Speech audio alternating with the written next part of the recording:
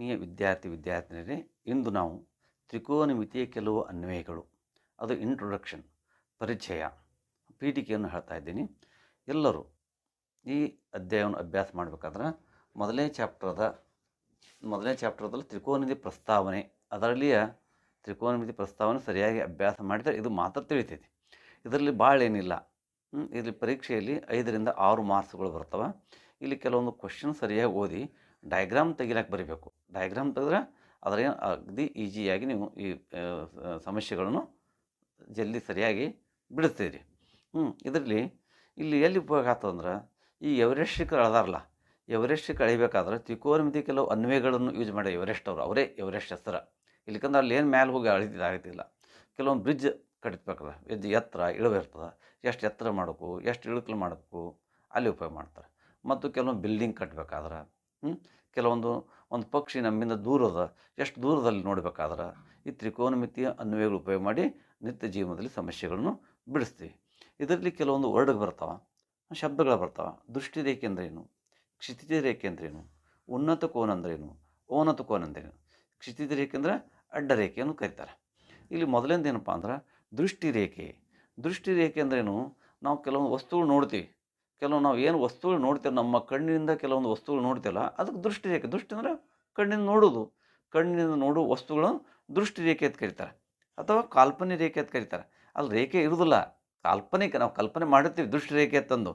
ವೀಕ್ಷಕನ ಕಣ್ಣಿನಿಂದ ವೀಕ್ಷಕನು ಗಮನಿಸುತ್ತಿರುವ ಮೇಲಿನ ಒಂದು ಬಿಂದುವನ್ನು ದೃಷ್ಟಿ ರೇಖೆ ಅಥವಾ ಕಾಲ್ಪನಿಕ ರೇಖೆ ಎಂದು ಕರೆಯುತ್ತಾರೆ. ದೃಷ್ಟಿ ರೇಖೆ ಅಥವಾ ಕಾಲ್ಪನಿಕ ರೇಖೆ ಎಂದು ಕರೆಯುತ್ತಾರೆ. ಇಲ್ಲಿ ವ್ಯಕ್ತಿ ನಿಂತಾನ, ಇಲ್ಲಿ ವ್ಯಕ್ತಿ ನಿಂತು ಏನು ಮಾಡ್ತಾನೆ, ಇಲ್ಲಿ ಒಂದು ಏನು ಗುಬ್ಬಿ ಮರಿ ಕೂತದ, ಇದು ನೋಡ್ತಾನೆ, ಅದು ಮ್ಯಾಲೆ ನೋಡ್ದ, ಇದು ದೃಷ್ಟಿ ರೇಖೆನೇ. ಇದು ಮ್ಯಾಲೆ ನೋಡೋದು, ಇದು ದೃಷ್ಟಿ ರೇಖೆನೇ. ಒಟ್ಟು ನೋಡೋದು, ವಸ್ತುಗಳನ್ನು ನೋಡೋದು, ಅಥವಾ ಕೆಳಗೆ ನೋಡ್ದ, ಇದು ದೃಷ್ಟಿ ರೇಖೆನೇ. ವೀಕ್ಷಕನು ನೋಡುತ್ತಿರುವ ವಸ್ತುಗಳನ್ನು ದೃಷ್ಟಿ ರೇಖೆ ಎಂದು ಕರೆಯುತ್ತಾರೆ ಅಂತ ನೆನ್ಪಿಡ್ಕೋರಿ ಎಲ್ಲರೂ. ನೆಕ್ಸ್ಟ್ ಎರಡನೇದು ಏನು ಬರ್ತದೆ, ಕ್ಷಿತಿಜ ರೇಖೆ ಅಂದ್ರೇನು, ಅಥವಾ ಅಡ್ಡ ರೇಖೆ. ದೃಷ್ಟಿ ರೇಖೆಯು ನೆಲಕ್ಕೆ ಸಮಾಂತರಾಗಿದ್ದರೆ ಅದನ್ನು ಕ್ಷಿತಿಜ ರೇಖೆ ಅಥವಾ ಅಡ್ಡ ರೇಖೆ ಎಂದು ಕರೆಯುತ್ತಾರೆ. ಇದೊಂದು ದೃಷ್ಟಿ ರೇಖೆನೇ. ಈ ದೃಷ್ಟಿ ರೇಖೆನೇ ಅದೇನು ಮಾಡೋದು, ಇದೊಂದು ನೆಲ ಅವ ನೋಡೋ ಮನುಷ್ಯ ಇಲ್ಲಿ ನೋಡವ ಏನು ಮಾಡ್ದ, ಹಿಂಗೆ ಸೀದಾ ನೆಲಕ್ಕೆ ಸಮಾಂತರವಾಗಿರುವಂತೆ ನೋಡೋದು.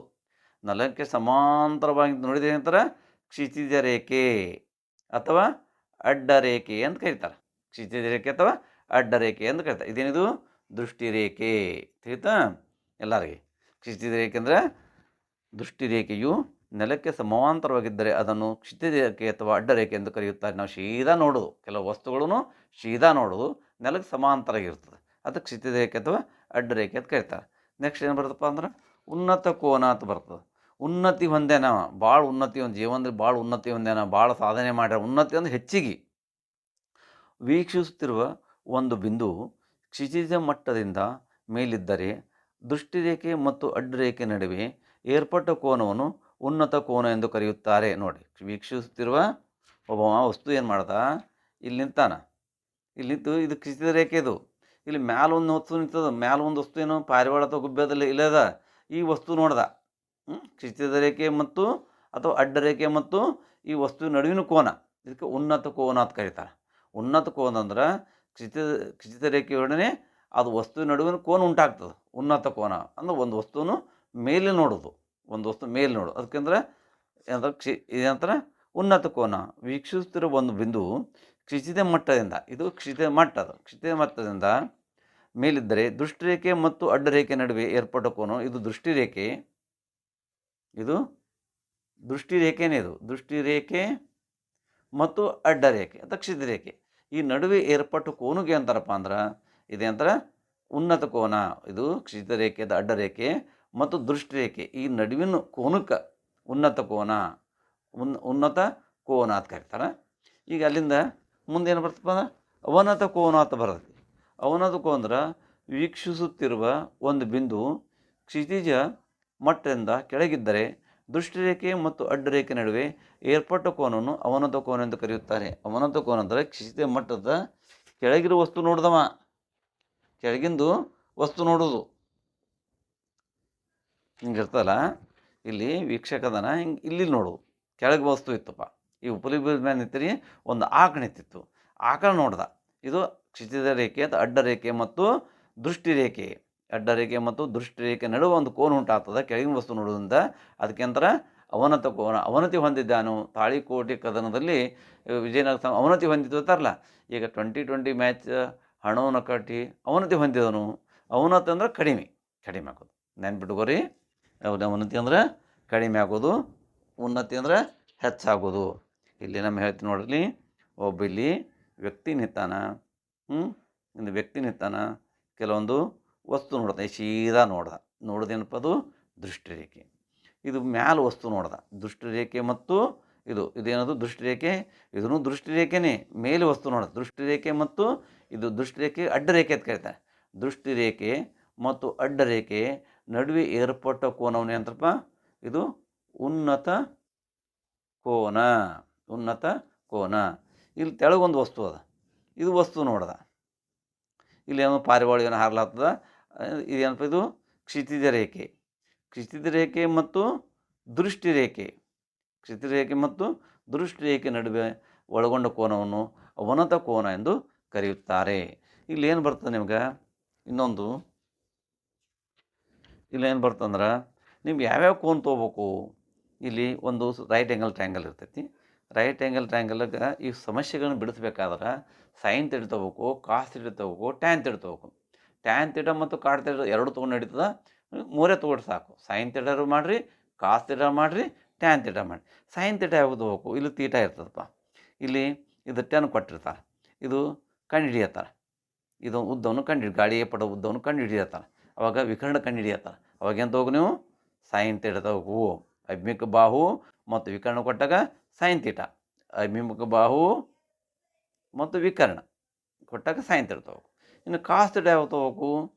ಕಾಸ್ ಥೀಟಾ ಅಂದ್ರೆ ನೋಡಿರಿ, ಕಾಸ್ ಥೀಟಾ ಅಂದ್ರೆ ಇಲ್ಲಿ ತೀಟಾ ಕೊಟ್ಟಾರ, ಪಾರ್ಶ್ವಬಾಹು ಮತ್ತು ವಿಕರ್ಣ ಒಳಗೊಂಡಿದ್ದು ಅಂದ್ರೆ ಅವಾಗ ಕಾಸ್ ಥೀಟಾ ತೊಗೋಬೇಕು.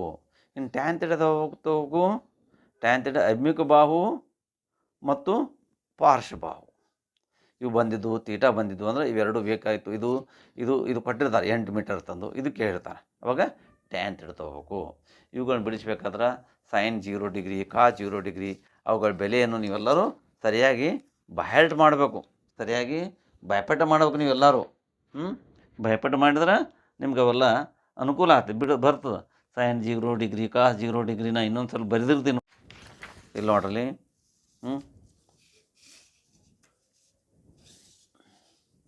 Sign 0 degree.